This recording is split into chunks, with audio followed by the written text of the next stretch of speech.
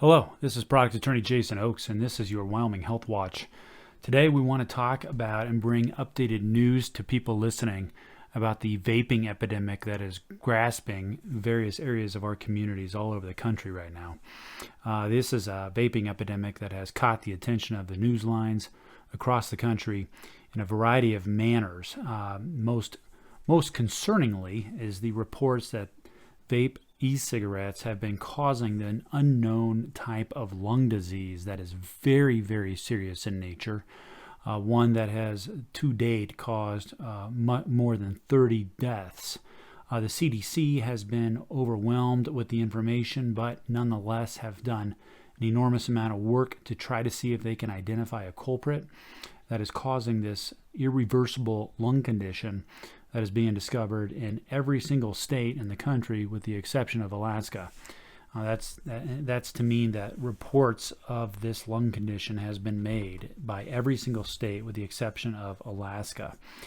I guess it really isn't good news, but in some respects the updated news is probably a better way to say it, is that the CDC believes they may have identified the culprit that's causing this lung disease, and it may be Vitamin E Acetate. Vitamin E Acetate was discovered in 29 of the patients' samples of lung fluid that was taken by each of these individuals and sent to the CDC for examination and analysis. Each of the 29 samples came back positive for vitamin E acetate, and that was one of the few things, very few things, that was consistent among all of these samples taken. Additionally, and of some note, 82% of the samples that were taken were discovered to have THC within them, and 62% of the samples were discovered to have nicotine. And I think that's significant because a lot of the information that has been distributed online and also in the newspapers to date have suggested that this is a problem in only THC pods that are being inhaled. But if only 82% were discovered to have THC, we now know that not necessarily are these only found within THC pods. So just smoking a vape pod that has no THC in it is not a guarantee that this won't happen to you. Secondly, interestingly, only 62% were found to have nicotine, which means I was of the mistaken belief that all of these vape pods included nicotine, but that's not the case. A number of them don't. Sometimes it's just the flavor that people are enjoying. Sometimes it's just the behavior itself of inhaling vapor that people are enjoying. So nicotine also is not a guarantee. If you remove that from the purchase, that doesn't also guarantee you that you won't also be potentially infected with this vitamin E acetate.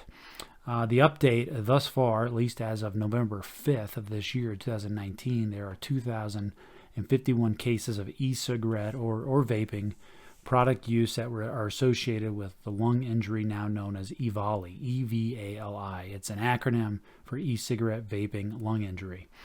They've been reported to the CDC, and it's always generally believed that only 10% of cases actually ever get reported to the CDC. This may be a little higher only because there's been a lot of publicity and attention on the vaping industry and the vaping problems that are going on.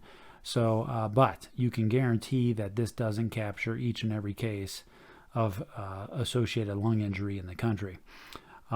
With those 2,000 plus cases, there have been a number of people who've had to go on a ventilator, and these are usually the young adults. I mean, people in their late teens, in their early 20s and 30s, who are having to go on ventilators almost like they're, in their 80s and have pneumonia. It's very unusual. Many people are on the ventilators for days on end, and they have had many reports where they get them stabilized, they're able to get them off the ventilator, discharge them from the hospital, and they only return to the hospital 5, 6, 7 days later and have to be restarted on the ventilator. So very serious conditions.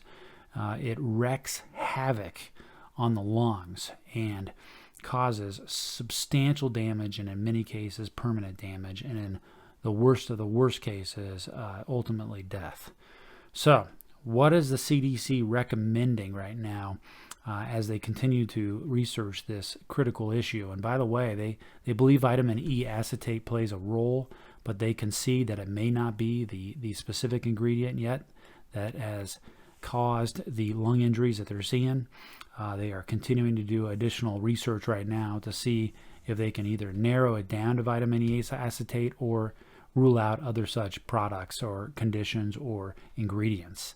In any event, they're recommending that no one should be utilizing any sort of vape device, any sort of e-cigarette, and inhaling these devices for the very reason that the type of ingredient that is specifically causing this injury has not specifically 100% been identified. They are also suggesting that if adults are using e-cigarettes, that they don't necessarily quit those and go right back to smoking, that they need to balance the risks because smoking isn't safe either, as we all know.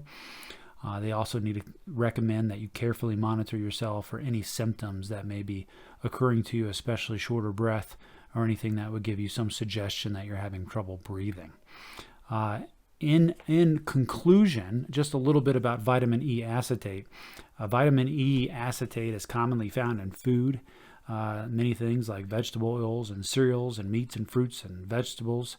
And it's obviously commonly found in dietary supplements. But the difference here is that there's a number of studies that show that if vitamin E acetate is ingested, like in a food product, through a food product, it's not harmful to the human body. However, if it's inhaled, which is what's happening through the vape devices, it is believed to be quite harming to not only the human body, but specifically to the lungs, as it creates some thickening in various parts of the lungs, which they believe is contributing to this inability to breathe. So right now, the recommendation is to stop vaping. Don't buy any vape pods or anything online, even if the website you're on looks legit. There have been a number of counterfeit websites out there, many from China, that look very legit, that look like carbon copies and copycats of the real thing. But they're not. They're unknown what kind of chemicals and ingredients are included in these counterfeits. So you're best off simply getting rid of these devices, not inhaling them. And if your child is utilizing any sort of vape device, do what you can to get them off of it. You can go to WyomingHealthWatch.com if you're not educated on these devices. We've done a great video about opening up a Juul starter kit, what you need to look for if you're a parent, and how you can identify if this may be a problem with your child. I hope this was of benefit. We'll continue to keep an eye on this development as it continues to trickle out of the CDC.